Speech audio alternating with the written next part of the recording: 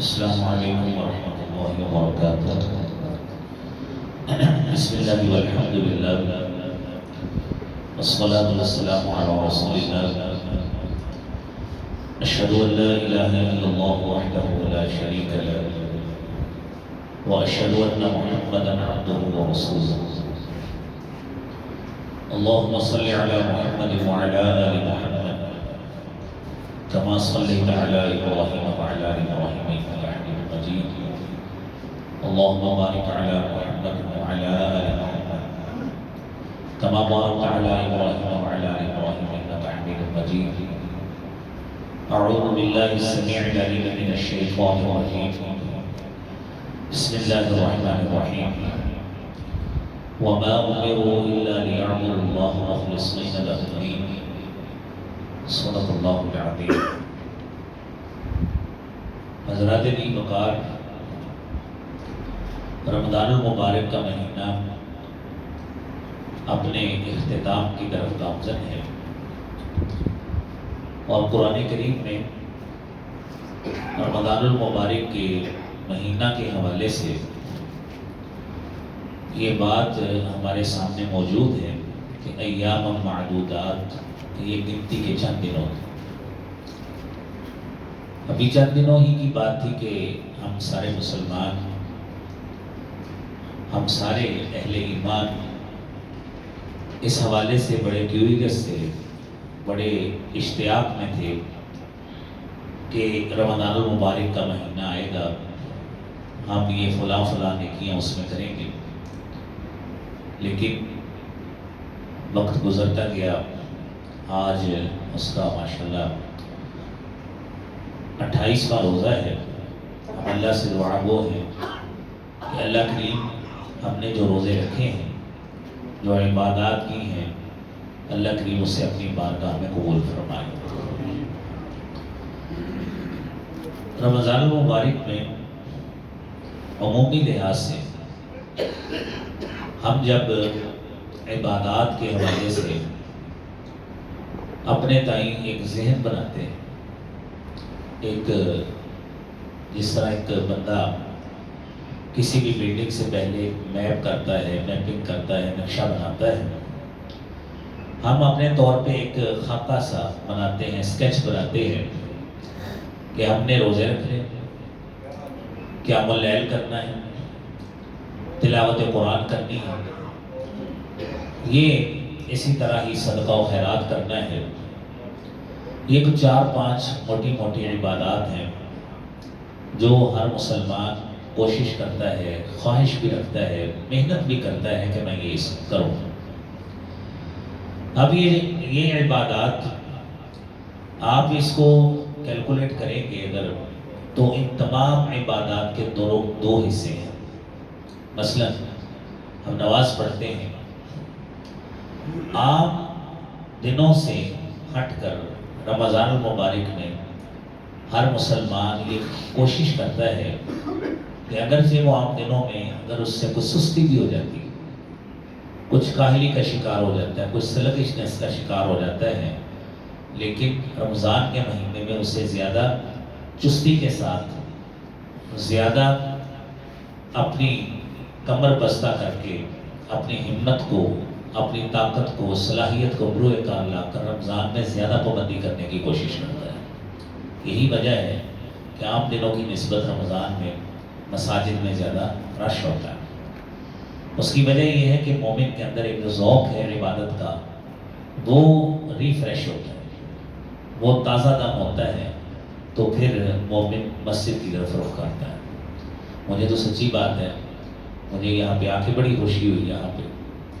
میں تو ادھر کوئی تقریباً 15-20 سال کے بعد ویسے ہی سڑک پہ آیا ہوں، یہ جو سڑک ہے باہر، اور آگے ہمارے جو برخوردار ہیں، حمدان صاحب یہ مل گئے، سمریر صاحب کے بیٹے مل گئے۔ اللہ کریم ان کے والد محترم کو جنت الفردوس میں جگہ عطا فرمائے، کہ اس وقت ہمارے والد صاحب کو کہا کرتے تھے کہ ہم نے ایک مسجد بنانی ہے، یہ پیسے لے لیں، تو آج الحمدللہ وہ مسجد بھی بن گئی الحمدللہ۔ اللہ کریم ان کے لیے توشہ آخرت بنائے۔ بہرحال یہ ہم نماز پڑھتے ہیں، تو نماز کے حوالے سے اس کا ایک مثبت پہلو ہے، ایک منفی پہلو ہے۔ مثلا مثبت پہلو کیا ہے، پازیٹیو وے اس کا کیا ہے؟ قرآن کہتا ہے ان الصلاۃ تنہا عن الفحشاء والمنکر، نماز بے حیائی سے روکتی ہے، نماز منکرات سے اور بری باتوں سے روکتی ہے۔ یہ اگر نماز ہمیں روکے تو اس کا مطلب یہ ہے کہ ہماری نماز بڑی کامیاب ہے، ہم صحیح نماز پڑھ رہے ہیں۔ اسی کا ہی نیگیٹو پہلو کیا ہے کہ اللہ رب العالمین قرآن میں فرماتے ہیں ویل للمصلین، ہلاکت ہے نمازیوں کے لیے۔ یہ بندہ بھی نمازی ہے جس کی نماز اس کو بے حیائی سے روکتی ہے، منکرات سے روکتی ہے، اور یہ بھی نمازی ہے جس کی نماز کے لیے اللہ رب العالمین قرآن میں فرماتے ہیں کہ ویل للمصلین، ہلاکت ہے، تباہی ہے، بربادی ہے نمازیوں کے لیے، وہ بھی نمازی ہے۔ فرق کہاں پہ پڑا یہ ہم آخر میں بات کریں گے۔ دوسری عبادت ہم رمضان میں کرتے ہیں وہ ہے روزہ رکھنا۔ اب روزہ ہم رکھتے ہیں، آپ نے یہ حدیث کثرت سے سنی ہے، من صام رمضان ایمانا واحتسابا غفر له ما تقدم من ذنبه، جو شخص رمضان کا روزہ رکھتا ہے ایمان کی حالت میں، ثواب کی نیت کے ساتھ، اس کے پچھلے سارے گناہ معاف کر دیے جاتے ہیں۔ کتنی اچھی بات ہے، کتنی سعادت کی بات ہے۔ بلکہ آپ اس کا ایک روزے کے حوالے سے آپ نے نیکی کا ایک تصور سنا ہے، کیلنڈرز پہ بھی پڑھا ہے، حدیث قدسی ہے، اللہ فرماتے ہیں کہ ہر عمل کا اجر تو ملے گا ہی، الا الصوم انہ لی وانا اجزی بہ، کہ روزے کا اجر وہ خالص بندہ میرے لیے رکھتا ہے، اس کا ظاہری کوئی عمل ایسا نہیں ہوتا کہ جس سے پتہ لگے کہ بندہ روزے دار، کوئی سمبل کوئی سمٹم ایسی نہیں ہے، تو میں نے ہی اس کی جزا دے دی، لیکن اس کی ثواب کی جھلک کو محسوس کیجیے۔ صحیح بخاری کی حدیث ہے 2840 نمبر، رسول رحمت صلی اللہ علیہ وآلہ وسلم فرماتے ہیں من صام یوما فی سبیل اللہ، جس شخص نے ایک روزہ اللہ کی رضا کے لیے رکھا، میدان جہاد میں گیا ہے، اللہ کی خوشنودی کے لیے، اللہ کی رضا کے، ایک نفلی روزہ، فرضی کی بات نہیں ہے، فرضی کا کتنا اجر ہوگا آپ اس حدیث سے اندازہ لگائیں۔ فرمایا بعد اللہ وجہہ عن النار 70 خریفا، اللہ کریم اس کے ایک روزے کی وجہ سے اس کے چہرے کو 70 سال جہنم کی آگ سے دور کر دیتے ہیں، ایک نفلی روزے کی وجہ سے۔ یہ ماشاءاللہ ہمارے بزرگ بھی بیٹھے ہیں، انہوں نے ساری زندگی روزے رکھے، فرضی روزے رکھے، آج 28واں روزہ ہے، اس سال کے بھی کیلکولیٹ کریں، اگر اللہ یہی ہمارے اپنی بارگاہ میں قبول کر لے تو آپ تصور کیجئے ہم کتنے سال جہنم کی آگ سے دور ہو جائیں۔ یہ صرف نفلی روزے کی بات ہے، ہم تو ماشاءاللہ فرضی رکھتے ہیں، اللہ کریم ہمارے روزے اپنی بارگاہ میں قبول فرمائے۔ یہ ہے روزے کا مثبت پہلو۔ اب آئیے اس کے منفی پہلو کی طرف۔ میرے نبی صلی اللہ علیہ وآلہ وسلم فرماتے ہیں رب صائم، کتنے ہی روزے دار ایسے لیس لہ من صیامہ الا الجوع، کہ جن کے روزوں سے سوائے بھوک اور پیاس کے کچھ حاصل نہیں ہوتا۔ وہ بھی روزے رکھتے ہیں، وہ بھی روزے ہی رکھتے ہیں، لیکن ان کے روزے سے سوائے بھوک اور پیاس کے انہیں کچھ حاصل ہی نہیں ہوتا۔ ان کا فرق کہاں پہ پڑا؟ آخر کون سا ایسا فرق پڑا ہے کہ اچھا بھلا روزہ گناہ معاف کرا رہا تھا، لیکن اللہ کے رسول صلی اللہ علیہ وسلم فرماتے ہیں انہیں بھوک اور پیاس کے علاوہ کچھ حاصل ہی نہیں ہوتا۔ پھر تیسری بڑی عبادت ہے، ہم قیام اللیل کرتے ہیں، رات کا قیام کرتے ہیں۔ اب رات کے قیام کے حوالے سے بھی رسالت بآب صلی اللہ علیہ وآلہ وسلم نے فرمایا کہ من قام رمضان ایمانا واحتسابا غفر له ما تقدم من ذنبہ، کہ جس شخص نے رمضان کا قیام کیا ایمان کی حالت میں، ثواب کی نیت کے ساتھ، غفر له ما تقدم من ذنبہ، اس کے سارے گناہوں کو، پچھلوں کو معاف کر دیا جائے گا۔ کتنی اچھی بات ہے کہ رات کا ہم قیام کریں، تہجد پڑھے، رات کو رات کا قیام کریں، اور اللہ رب العالمین ان اعمال کی بدولت ہمارے گناہ معاف کر دے۔ اس سے بڑی کوئی سعادت نہیں ہے کہ گناہ معاف ہو رہے ہیں۔ لیکن اسی کا ہی منفی پہلو یہ ہے کہ اللہ کے رسول صلی اللہ علیہ وآلہ وسلم نے فرمایا کہ رب قائم، کتنے ہی رات کو قیام کرنے والے ایسے ہیں لیس لہ من قیامہ، इल्ला सहर, کہ جنہیں رات کا قیام تو وہ کرتے ہیں، راتیں تو جاگتے ہیں، شب بیداری تو کرتے ہیں، لیکن انہیں سوائے بیداری کے کچھ بھی حاصل نہیں ہوتا۔ اب ایک طرف ہمارا قیام گناہ کی معافی کا باعث بن رہا ہے، دوسری طرف ہمارا قیام وہ سوائے بیداری کے ہمارے نامہ اعمال میں کچھ بھی نہیں ڈال رہا، بلکہ الٹا وہ ایسا وائرس لگ گیا ہے کہ ہمارے اندر سے صحیح اعمال کو بھی کھائی جا رہا ہے۔ میرے بھائیوں، 3 عمل ہو گئے۔ چوتھا عمل ہم رمضان میں جو کثرت سے کرنے کی کوشش کرتے ہیں وہ ہے تلاوت قرآن۔ اب آپ جانتے ہیں کہ میرے نبی صلی اللہ علیہ وآلہ وسلم نے تلاوت قرآن کی فضیلت کے حوالے سے جو حدیث طیبہ ہے وہ کثرت سے آپ نے سنی کہ آپ ایک حرف پڑھتے ہیں تو اس کی 10 نیکیاں ملتی ہیں۔ آپ نے خود اس کی تبیین اور وضاحت بتائی ہے، فرمایا لا اقول الف لام میم حرف واحد بل اقول الف حرف و لام حرف و میم حرف۔ میں نہیں یہ کہتا کہ الف لام میم پورا ایک حرف ہے، بلکہ الف الگ ہے، لام الگ ہے، میم الگ ہے، یہ 3 بن گئے۔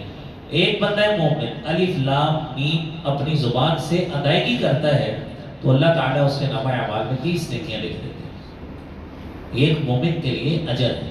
رمضان کا پیکج اس کے علاوہ ہے کہ کل عمل ابن آدم یضاعف الحسنۃ بعشر امثالها الى 700 ضعف، کہ ابن آدم کا ہر عمل کتنا ہوتا ہے؟ یضاعف الحسنہ، اس کی حسنات بڑھتی ہیں کتنی؟ 10 گنا۔ عمومی پیکج ہے قرآن کے اصول کے مطابق۔ سورہ انعام کے آخر میں جو اللہ نے بیان کیا من جاء بالحسنۃ فلہ عشر امثالها، کم از کم 10 نیکیاں ملیں گی، لیکن رمضان میں 700 گنا الی 700 ضعف اتنا مل جاتا ہے۔ یہ ساری چیزیں 4 باتیں آپ نے سنی کہ اس کا ایک مثبت پہلو ایک منفی پہلو۔